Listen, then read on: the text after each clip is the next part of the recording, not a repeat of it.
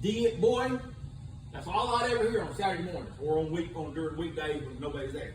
Because he knew that I'd plug that fan back in. Mama never complained because it kept Mama cool. The sisters never complained.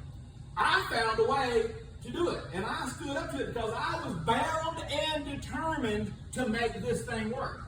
Because I was tired of being hot. I'm not going to lay there just because you think it's unfair, Dad. Now remember, we talked about fathers exerting discipline that was unfair. How much money did it cost to run a family? Minuscule. But it's the point that Daddy did not think that we needed it. Because he's up. Remember, men, think beyond your butt. So, he finally got to the point where he decided that I was bound to that idea. That no matter what the cost was, because guess what Daddy would do? He would leave, and guess what? Monty would do it again. And nobody ever said a word except for Daddy. Daddy finally says, since you're bound to that idea, I give up. Daddy finally got to where in the morning when he would leave, he wouldn't unplug the fan no more. Because he knew I was just going to plug it back in. See, there's that determination. That is kavah. Another example of kavah is that Daddy would come by. And what he would do, I would hear the tractor running. And I knew, because if not, where was I going to be all day long? Sitting at the house doing what? Nothing. I had nothing to look forward to do, because we didn't have video games. All we had was just throwing rocks and shooting each other BB guns and getting in trouble. But Daddy would come by and offer an escape. And so what I would do on Saturday mornings or on any day off like that I knew that Daddy was out, I would lay there and I would subconsciously listen. I would listen. Because if I ever heard the sound of a tractor, I knew that was my key to freedom. I was anticipating my father and I was looking forward to this thing. And all of a sudden, Daddy would come out there. And as soon as he'd get up there, guess what Monty would do? Bam! I'm up and I'm dressed, and where do you think I would go? While Daddy was in the house doing whatever he was doing, I didn't give a crap. I would get out there and I'd get on the tractor. And I start messing with the tractor. I start playing with it. And as soon as Daddy would get out there, you know what I'd do? I'd leave it running, but I'd get on the back seat of the tractor. And I would sit down in that seat. Because I sit down in that seat, Lance, and I knew that if I bound myself to this seat, guess where I'd get to go? I'd get to go on a ride.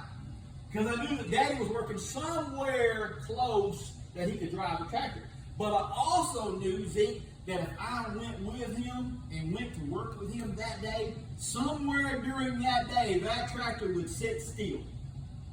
And if that tractor ever sat still, and if it was in a place that they were doing something, guess what Monty would get to do? Monty would get to dig. Monty would get to get in that tractor, and I'd get to play. Think about this, you're a kid, you get to play in a tractor. No, it wasn't a Tonka, it was a Ford. I know. Yeah, but it was the thing that, man, because I played with Tonkas. I'm getting the real thing now. But see, I anticipated that. Do you know that is kavah? That is kavah. It is that anticipation to where you know it. The guy told the story about these kids. They were twins. And there was a creaky spot in the fort. And every time that they would hear that creaky spot, that they would know that their father was coming back to them. And so what they do, they listen for that sound of that walking. And when they heard that sound, these kids would get up. And because they knew that when Dad's coming, guess what Dad's going to do? It's like me with my grandkids. My grandkids love to get in the pool and play with me. Why? Because they know I'm going to do what? I'm going to follow them. That's what they love to do. And they wait for that. They anticipate that. That is this waiting that we are anticipating. So the thing is that if we take the opposite of fatigue, now we can say optimism. We can say anticipation. But as well, we're also bound that we're looking for that. And when we see that, we're going to hold on to what we can see. Amber and I was this week, past few weeks, I've been under a lot of attack about losing my job. and that uncertainty, that fear, that change. And then we start talking about plans.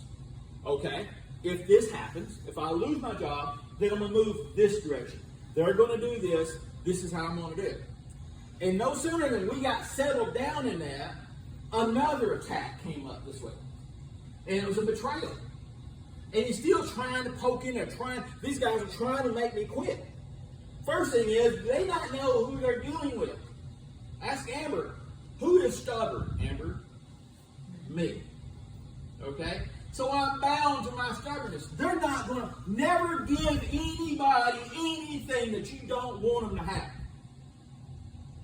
Never give anybody anything. And if they would see and enjoy you being like this, then don't give them that enjoyment.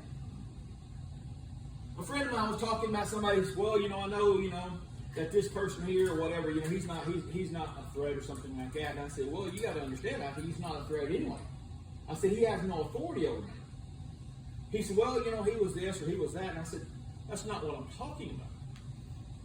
I said, what I'm talking about is that when somebody's words hurt you, when somebody says something about you that hurts you, you've given them authority because you place value upon their words. When a person says something that hurts you, they're of no value to me anymore. And so their opinions, their words is irrelevant. It means nothing to me. And I told him, I said, this guy man here, I said, he has no authority. He has no claim upon that. I'm bound to this point of, I am bound to this principle of devaluing a person who is willing to hurt me. And so this person is wanting to destroy me and wanting to run me off. And so the first thing that I did, I flipped the script. I start doing this other thing. I start changing and I start going in a different direction. You take the attack and you devalue the attack. So when the fatigue came in, that was hopelessness, I was tired. The thing is that I know that somewhere down the road, God has got a better plan. I just got to wait for it to happen. I've got to know. So in other words, as a man thinketh, what? What? Say it again. So then how do we think? My old pastor used to call about this, is you got to change your stinking thinking. You have to change your stinking thinking. Because if that's all you focus upon is the fatigue, you've allowed him to get that little edge in, and now you're starting to doubt that God has control of this circumstance. You're doubting that God is able to do this thing to you because he ain't done it yet. Just because God has not done it yet does not mean that God is not going to do it. Does that make sense? But David, how many kids? They want it when? But isn't it funny? We tell the kids, quit acting like a kid when they want something now. But when we want something for God, when do we want it? Now.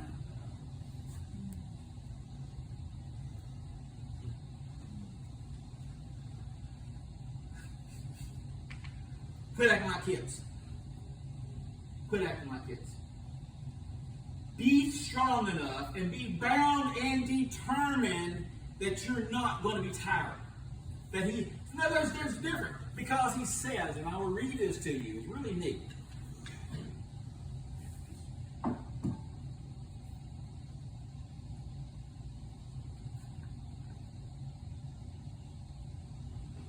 He said, even young people get tired and lose their strength. And young men will fall over something and it will fall to the ground. He says even the strongest get tired. And even the strongest stumble. Don't focus on getting tired. Don't focus on your stumble. That happens. If you're old, you're going to use the bathroom and get tired. Am I wrong? You're going to do the most insignificant thing. I've watched Amber and I change so much in our ability to get stuff done. And she says, and I quote, I'm going to say this probably all backwards, but she had a bigger house and it took her less time to clean it. Am I wrong? It takes her longer to clean a tiny house than it did a house twice